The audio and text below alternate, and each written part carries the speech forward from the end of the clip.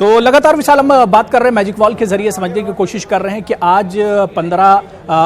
9 रियासतों में चौथे मरहले के तहत जिस तरह से आज चुनाव हो रहा है, पोलिंग हो रही है। अब तक विशाल हमने देखा कि शानदार पोलिंग हुई है, लेकिन खासतौर से अगर हम बात महाराष्ट्र की कर लेते हैं और महाराष्ट्र के चौथे मरहले की विशाल अगर हम यहाँ पर बात करते हैं तो जाहिर सी बात है कि आज का मरहला बहुत अहम है महाराष्ट्र के लिए भी। अगर हम बात करते हैं, पूरे मुंबई की जितनी सीटें हैं सब पर आज पोलिंग हो रही है और मैजिक वॉल के जरिए भी अपने नाजरीन को हम समझाने की कोशिश कर रहे हैं कि आज चौथे मरहले में जो सबसे अहम रियासत है वो महाराष्ट्र है, जहां पर 17 सीटों के लिए आज पोलिंग हो रही है। और विशाल एक चीज और देखिए कि राजस्थान की तरह महाराष्ट्र में भी चौथे मरहले में बीजेपी ने क्लीन स्वीप किया था, 17 की 17 सीटें बीजेपी ने जीती थी, बीजेपी और इसकी इत्तेहादी ने। अगर मैजिक वॉल के जरिए हम समझने की कोशिश करते हैं तो विशाल देखिए कि 2014 में बीजेपी इत्तेहाद ने 8 बीजेपी ने सीटें जीती थी और 9 जो उसकी इत्तेहादी शिवसेना है उसने सीटें जीती थी चौथे मरहले की अगर हम बात कर रहे हैं। तो कुल मिलाकर इनकी भी दोस्ती जो है, इनकी दोस्ती या फिर दोस्ती से अलगाव, ये भी बड़ा मौजूद बहस रहा है। बिल्कुल, आप देखिए कि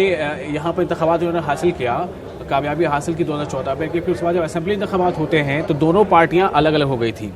और असेंबली इंतखाबात में अलगाव के बाद फिर से ये बातें कही जा रही थी कि जो कौमी इंतखाबात होंगे, आम इंतखाबात होंगे, उसमें फिर से ये अलग रहेंगे या बीएमसी में बहुत ज्यादा तनाव देखने को मिला। बिल्कुल, तो इतने ज्यादा और एक दूसरे पर पर्सनल अटैक, बिल्कुल मुझे याद है कि शिवसेना ने शायद अपोजिशन ने भी इतने अटैक्स नहीं किए होंगे जितने शिवसेना ने किए, बहुत ज्यादा। खासतौर से उन्होंने वज़ीर आज़म मोदी पर भी बहुत निशाना साधा था और कई मतलब कोई ऐसा मौजू नहीं था, चाहे वो नोटबंदी का हो, जीएसटी का, सबको लेकर। लेकिन फिर इसी कहते हैं सियासत, जब सियासत में आपको लगता है कि हम कहीं से शायद कमजोर ना पड़ जाए या हमें ज्यादा फायदा हासिल हो सकता है हाथ मिलाने से, तो मिला लिया जाता है। हाँ, बिल्कुल। इस बार मैं लेकिन देख रहा हूँ विशाल, आईपीएल भी चल रहा है, आईपीएल में किस मैच में क्या हो जाएगा हमें नहीं पता, बिल्कुल वैसे सियासत में भी है, क्या हो जाएगा कुछ नहीं कहा जा सकता। लेकिन इस बार देखिए थोड़ी तस्वीर बदली हुई इसलिए लग रही है कि इस बार अगर महाराष्ट्र में शिवसेना है और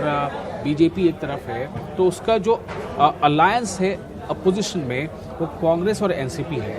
ये दोनों एक साथ हैं। और तीसरा एक अहम फैक्टर है, पिछली बार इस चुनाव में एमएनसे महाराष्ट्र नवनिर्माण सेना जो है मनसे वो थी, इस बार मनसे इंतखाबात में कहीं नहीं है, लेकिन जोरदार प्रचार, जोरदार कैंपेन हो रहा है। राज ठाकरे की जो सभाएं हो रही हैं, उनकी जो अवामी रैलियां हो रही हैं, उसमें ज़बरदस्त भीड़ भी आ रही थी और उस रैली में अबू आपको हैरानी होगी, उन्होंने किसी के सपोर्ट का ऐलान नहीं किया कि मैं किसके सपोर्ट पे वोट मांग रहा हूँ। भाई जब आप इंतखाबात की रेस में है ही नहीं, जब आपकी पार्टी या कोई बंदा खड़ा नहीं है तो आप किसके लिए रैली कर रहे हैं। लेकिन उन्होंने टारगेट किया खासतौर से मरकज की पॉलिसीज को, जिसमें वो नाकाम रहे। बाज़ाब्ता उनका जो अंदाज था, वीडियो दिखाकर लोगों से इंटरेक्शन करके वीडियो दिखा के देखो क्या बोला गया था, देखो आप क्या है, तो ये कहीं ना कहीं बहुत बड़ा एक फैक्टर इस बार होगा।